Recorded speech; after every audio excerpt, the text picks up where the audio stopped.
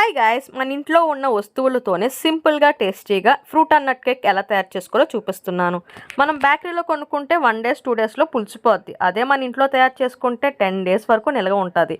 So దీని process చెప్పేస్తున్నాను రండి. మరి ఇప్పుడు ఒక మిక్సీ జార్ తీసుకొని దాంట్లోకి గ్లాస్తోని కొలపెట్టుకొని ఒక గ్లాస్ పంచదార అయితే వేసుకోవాలి.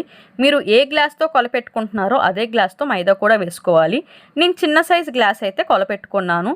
సో ఇప్పుడు ఆ మిక్సీ జార్లోకి ఒక 4 గుడ్లు, ఒక కప్పు వెనీలా ఎసెన్స్ వేసుకొని ఒకసారి మిక్సీ పట్టించుకోవాలి.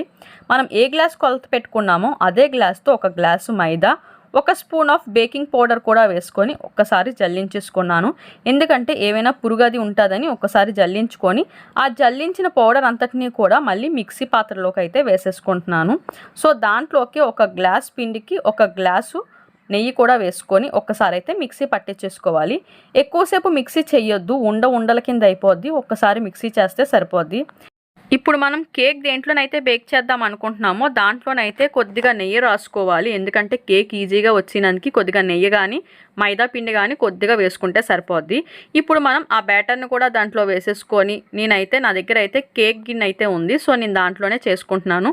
మీ దగ్గర లేకపోతే కళాయిలోని ఒక స్టాండ్ పెట్టుకొని మీరు దేంట్లోనైతే బేక్ చేసుకుందాం అనుకుంటున్నారో దాంట్లోని ఆ పాత్రలోని కొద్దిగా నెయ్యి కానీ ఆయిల్ కానీ మైదా కానీ వేసుకొని ఈ బ్యాటర్ అంతా కూడా వేసేసుకొని 15 to 20 మినిట్స్ అయితే బేక్ చేసుకోవచ్చు.